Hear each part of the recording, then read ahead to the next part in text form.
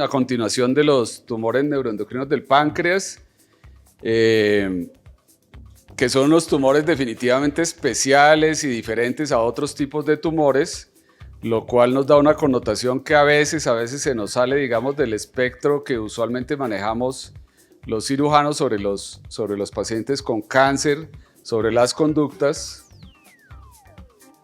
Empiezo por mostrarle este dibujo, es de un artículo de 1935 del doctor Whipple, casualmente con la doctora Franz, quien también fuera la causante del nombre de otro tumor de páncreas, el tumor de Franz, y ellos lo que querían mostrar, este caso era de un adenoma de los islotes con hiperinsulinismo, o sea, un insulinoma, y mostraban la diferencia de la apariencia del insulinoma, comparado con un ganglio linfático. Este era un ganglio, el insulinoma llena de vasitos, es un dibujo de 1935, pero vemos la calidad de la representación gráfica.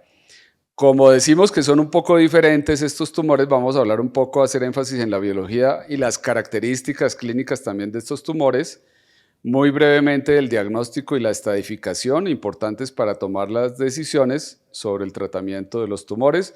Lógicamente en el tratamiento nos detendremos un poco en la cirugía y no en los otros tratamientos, que es un tema muy amplio. Sobre las características biológicas de estos tumores, simplemente empiezo con este dibujo para recordar pues que el páncreas tiene tres componentes principales: las células de los acinos que producen las enzimas, las células ductales, lo saben muy bien. Donde están las células que causan la mayoría de los cánceres de páncreas son de tipo adenocarcinoma ductal, y los islotes del páncreas, que es de los que nos vamos a ocupar ahora, donde están las células endocrinas. Y fíjense que en este dibujito hay una arteria y una vena, porque son regiones del páncreas muy vascularizadas, porque tienen la tarea de llevar las hormonas a la circulación sistémica. ¿Por qué neuroendocrino? ¿Por qué el nombre de neuroendocrino? Porque tienen un origen similar al de las neuronas, de la cresta neuronal, en la mayoría de origen embrionario, pero aquí recalco que eso les da un marcador de sinaptofisina positiva a esas células, importante en el diagnóstico histológico, y entonces similares a las neuronas, y tienen capacidad de producir hormonas, y por eso el componente endocrino, y casi siempre lo vemos con el marcador de cromogranina A. Estos son los dos elementos importantes en el diagnóstico del tumor neuroendocrino. Otro elemento importante es que definitivamente estos tumores tienen un comportamiento biológico diferente, especialmente porque tienden a crecer muy lentamente y tener bajas tasas de replicación. Entonces se ha ido encontrando, en la medida que se han estudiado más estos tumores, que buena parte de su comportamiento depende de qué tan alto o bajo sea este índice de proliferación celular. Y eso se mide la mayoría de las veces con la marcación del Ki-67, que en este dibujo del centro, por ejemplo, corresponde donde está marcado de células en división celular con mitosis, que corresponde a un Ki del 3%, mientras que la densidad de mitosis en esta otra biopsia es del 25%, mucho más alto. Entonces, algunos hay que saber, un primer mensaje grande es que algunos tumores neuroendocrinos pueden crecer muy lentamente, y eso implica a veces sorpresas como que un paciente lleve con metástasis hepáticas de un neuroendocrino 1 o 2 años sin tratamiento, y cuando revisamos las imágenes están iguales en esos 2 años. Aquí un ejemplo de un paciente con un tumor neuroendocrino de la cola del páncreas, a quien le propusieron pancreatectomía, no quiso someterse a la cirugía, entonces le estaban haciendo seguimiento, y aquí por 3 años exactamente el mismo tamaño y la misma apariencia del tumor. Entonces esto no es tan raro en algunos, lo cual no quiere decir que todos tengan ese comportamiento. Esta era una paciente de 45 años, un hallazgo incidental, completamente asintomática. A la paciente le han hecho una cirugía previa de la hipófisis, no le ha ido muy bien, y seguramente eso influyó en que no quisiera someterse a una cirugía que tampoco era tan riesgosa como una pancreatectomía distal o hasta una enucleación. Tercer punto importante de la biología: la histología marca algo muy importante, y es el grado de diferenciación celular. La mayoría, por fortuna, de los tumores neuroendocrinos del páncreas son bien diferenciados. Las células tienen una distribución uniforme, semejan glándulas, más o menos pueden, digamos, mantener la arquitectura de los islotes, pero eso no no quiere decir que no puedan tener potencial maligno. Un tumor bien diferenciado puede tener un Ki-67 del 1% y aún así dar metástasis. Pero tenemos un grupo diferente que es el de los mal diferenciados. Perdón, aquí hay un error porque realmente estos se llaman carcinoma, ya no se llaman tumor neuroendocrino, sino carcinomas. Y hay dos variedades, uno de célula pequeña con los núcleos muy hipercromáticos y poco citoplasma, y otro, ¿a dónde tocará apuntar? Hacia allá. Y otro que es el de célula grande, donde son células con más citoplasma. Y definitivamente estos dos grupos de mal diferenciados tienen un comportamiento biológico diferente. Entonces, aquí hay que recalcar que existe una clasificación más o menos universalmente aceptada, que es la clasificación de la OMS. La última versión fue en el 2022, que nos da esta clasificación. Un primer grupo se llama tumores neuroendocrinos bien diferenciados, donde hay grado 1, grado 2 y grado 3, dependiendo del número de mitosis y del índice de proliferación celular dado por el Ki-67, menor al 3%, del 3 al 20% y mayor al 20%. Eso quiere decir que podemos tener un tumor con un Ki-67 del 50%, pero si es bien diferenciado, no lo llamaremos carcinoma, sino tumor neuroendocrino bien diferenciado. Y el segundo grupo es, aquí sí, los carcinomas neuroendocrinos pobremente diferenciados, donde hay, ya dijimos, de célula grande, de célula pequeña, tienen más de 20 mitosis y más del 20% de Ki-67, usualmente más del 70%. Pero aquí otro error que a veces vemos inclusive por los patólogos, donde el paciente le hace una biopsia, una metástasis, entonces de una vez lo califican como carcinoma pensando que eso tiene connotación de carcinoma, pero realmente aquí podemos tener un paciente con un tumor neuroendocrino, como digo, que puede ser metastásico. Bueno, y aquí pues cada vez más se estudia la biología molecular de estos tumores. Esta última clasificación del 2022 tiene este dibujo donde representan cómo un insulinoma puede tener dos variedades biológicas distintas. Uno que va creciendo muy lentamente y empieza a dar síntomas cuando el exceso de insulina pues lleva a las hipoglicemias, y este tiene un perfil de marcadores, digámoslo entre comillas, normales de los islotes PDX1 positivo y ARX negativo, y tienden a tener mutación del YY1 amplificado, y esos son los insulinomas que más vemos y tienen un comportamiento biológico entre comillas benigno. Y el segundo grupo, en cambio, crecen un poco más rápido, pero tiene un perfil diferente, donde pueden tener este ARX positivo, el PDX puede ser positivo o negativo, y característicamente tiene estas mutaciones de ATRX o de AXX, ALT y CXN2A. Y estos definitivamente tienen un comportamiento biológico más agresivo, crecen más, pero también pueden ser insulinomas.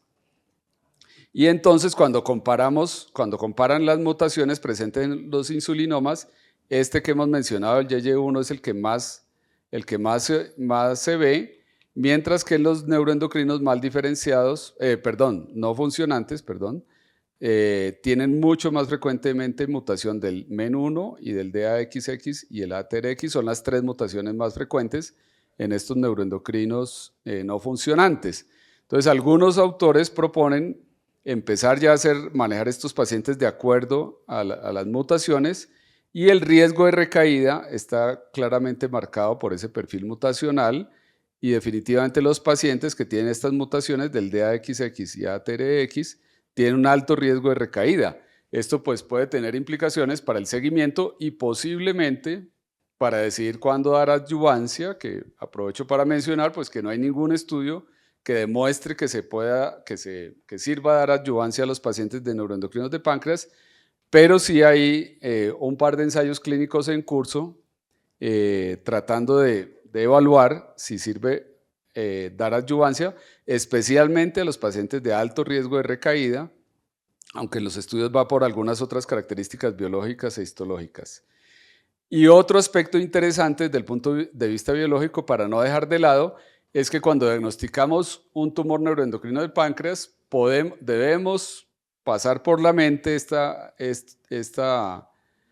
escanear que estos pacientes pueden tener síndromes genéticos. El más frecuente de todos es el MEN1, menos frecuentemente el von Hippel-Lindau, la neurofibromatosis tipo 1 y la esclerosis tuberosa, Todas estas se pueden asociar con tumores neuroendocrinos del páncreas.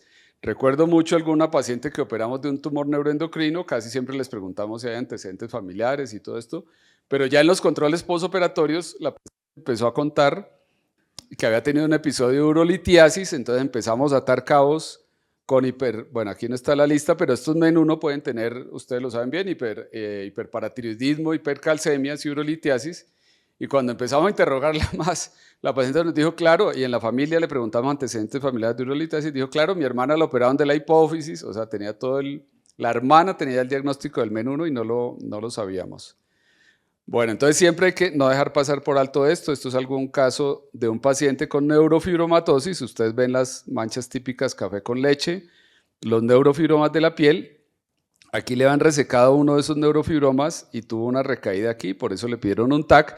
Y en el TAC del abdomen se le vio esta masa hiperrealzante en fase arterial que correspondía a un tumor neuroendocrino del páncreas de un volumen mayor a 3 centímetros, que requirió el tratamiento de las dos patologías al tiempo. Bueno, pasando al diagnóstico, pues es importante evaluarlos y clasificarlos de acuerdo a su funcionalidad en funcionantes y no funcionantes.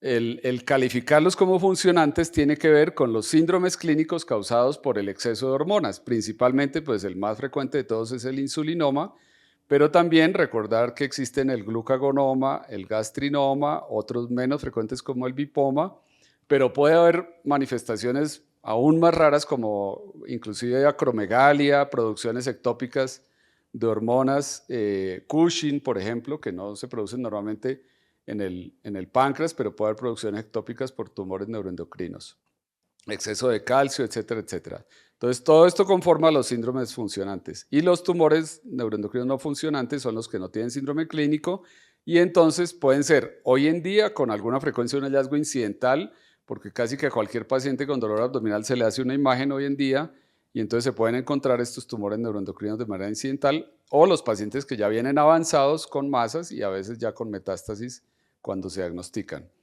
Entonces, de los funcionantes, el más frecuente es el insulinoma. Aquí, anecdóticamente, un paciente que veíamos en estudio de hipoglicemia siempre llegaba como un poco misterioso ahí con una carpeta y una toalla y abajo una cajita, y alguna vez le dijimos que qué era lo que cargaba ahí, y pues era un termo. La esposa se aburrió de darle tanto bocadillo y arequipe para que no le dieran las hipoglicemias y le empezó a dar un termito con frutas, y lo usual entonces de estos pacientes de insulinomas es que carguen algo de carbohidratos para aliviar sus síntomas. En las imágenes, pues lo usual es que empecemos por imágenes ecografía, imágenes planares como taco-resonancia. Para el páncreas, una de las ayudas diagnósticas importantes es la ultrasonografía endoscópica, especialmente cuando no logramos ver los insulinomas en estas imágenes. A veces se logran detectar en la ultrasonografía endoscópica, y cuando se requiere biopsia, pues permite al mismo tiempo tomar la biopsia. Pero aquí pues vale la pena mencionar que estos tumores, por sus propiedades, tienen receptores de somatostatina con frecuencia, y por eso, desde el punto de vista de medicina nuclear, se pueden estudiar con gamografías con análogos de somatostatina, como el Octrescan, pero que ya no se utiliza tanto, sino el Hynix-Doc es el que más se está utilizando. Ampliamente disponible en el país en general. En cambio, que es el más recomendado hoy en día, que es el PET con galio 68, desafortunadamente no lo tenemos tan disponible en todas las ciudades del país, de manera que si se dispone, este es el mejor examen para estadificar los pacientes, pero si no se dispone, pues se puede hacer una gamografía con análogos de somatostatina.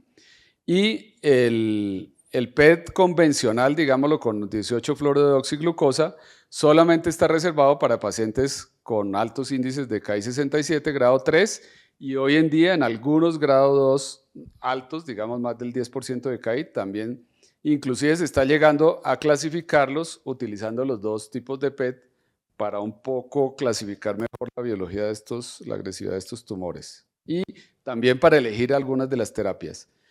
En las imágenes también, pues no vamos a detenernos aquí tanto, pero vale la pena mencionar que a diferencia de otros tumores del páncreas, porque con frecuencia se confunden con cáncer de páncreas o quedan rotulados como cáncer de páncreas, simplemente quiero recordar que usualmente tienen realce en fase arterial, a diferencia del adenocarcinoma de páncreas, que es un tumor hipovascular, y los bordes casi siempre son bien definidos, redondeados, como se ve aquí en un corte coronal y en un corte axial de este paciente con un tumor neuroendocrino del páncreas.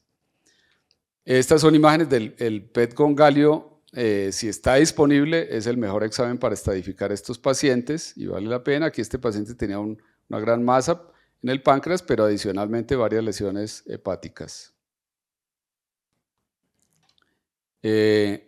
También, otra utilidad es cuando no se encuentra el tumor primario de los tumores neuroendocrinos, digamos, lo detectamos porque hay metástasis hepática, le toma una biopsia al paciente, reportan tumor neuroendocrino y no logramos encontrar el primario.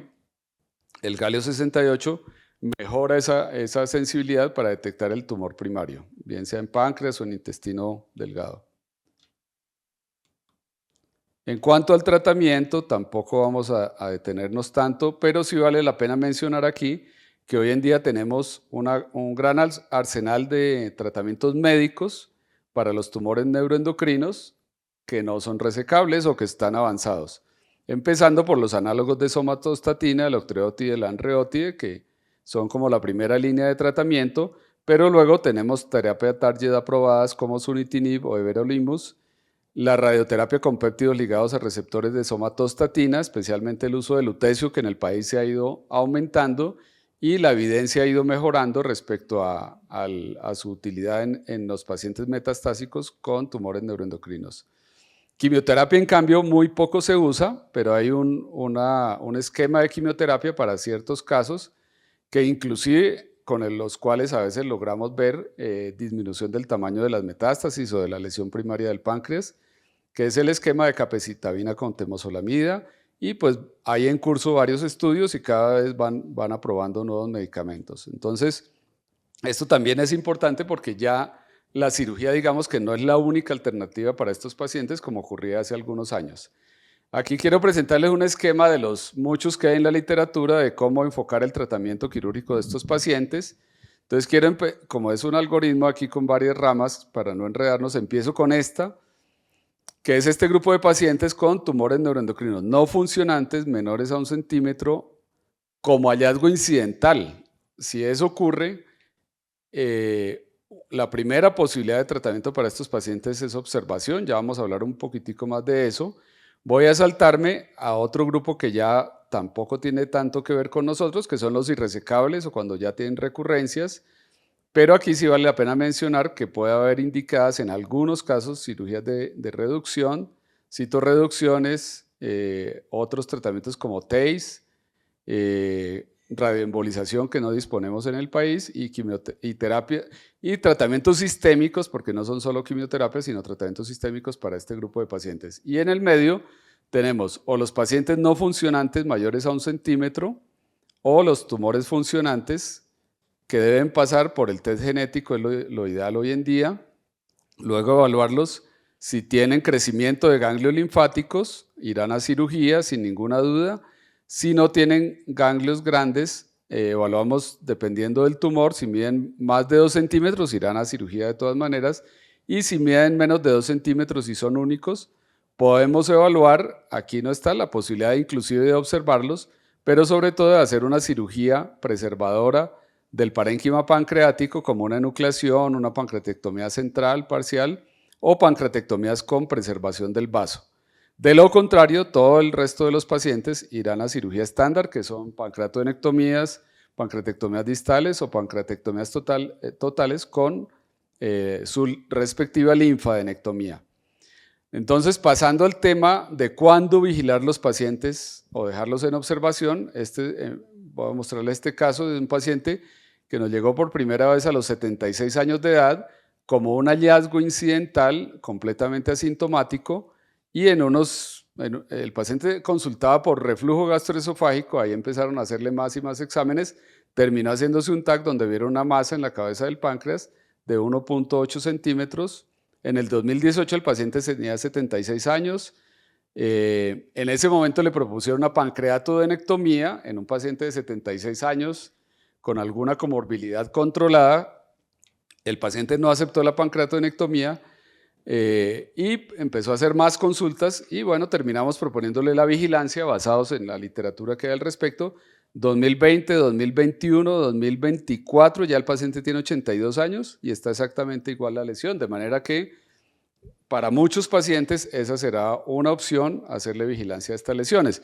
No hay que olvidar, aquí no quiero extenderme tanto acá, pero hay consensos como el de ENETS, donde hay que vigilar además que sean, si hay biopsia, que sean grado 1 o un grado 2 muy bajo, por debajo del 5% de KI, asintomáticos, que no tengan signos radiológicos sospechosos de malignidad, que no haya ganglios.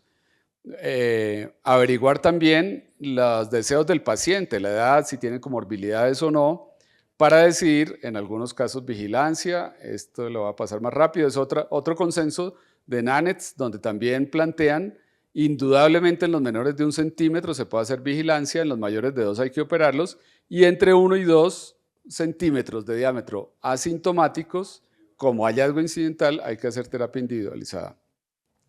Bueno, esto ya lo hemos mencionado, que en algunos casos se puede hacer cirugía preservadora del parénquima, enucleación o pancreatectomía central. Es muy importante cuando se hacen enucleaciones, pues la ecografía para localizar la lesión en los insulinomas, la ecografía intraoperatoria, y lo más reciente tal vez el uso del robot para ciertas cirugías nos puede ayudar. Por ejemplo, para hacer las anastomosis nos da la versatilidad, digamos, de la cirugía mínimamente invasiva, pero facilita la anastomosis en la pancreatodenectomía. Aquí quería mostrarles, perdón que está un poco rápido, una enucleación de un tumor y un insulinoma en la cara posterior de la cabeza del páncreas. Entonces se le hizo maniobra de Kocher y la ecografía intraoperatoria para poderlo localizar. No era visible en la superficie, pero sí estaba un par de milímetros por debajo de la superficie. Y el robot, pensamos que la versatilidad de su movimiento nos facilita la enucleación. Y la reflexión final es que en estos pacientes, en todos los pacientes, pero en estos pacientes es más importante saber cuáles son las expectativas y las preferencias de los pacientes en la toma de decisiones. Entonces es importante saber pues, la autonomía del paciente. Cuando decimos vigilarlo, debe estar muy bien informado, pero también cuando le vamos a hacer una cirugía con potenciales riesgos, pues el paciente es el que decide, ¿no? Y en estos casos, donde a veces el crecimiento es lento y no tiene mayor repercusión, es importante que el paciente pues, participe en la toma de decisiones para que también en parte asuma pues, los riesgos que hay con las resecciones del páncreas. Pero esta es la última reflexión, pues requiere sentarse un buen rato con el paciente, explicarle, oírlo y también resolverle las preguntas, darle una buena información. Requiere tiempo con el paciente, que es lo que cada vez nos deja menos nuestro sistema. Entonces, los tumores neuroendocrinos del páncreas requieren un abordaje multidisciplinario para una toma de decisiones juiciosa y personalizada. Muchas gracias.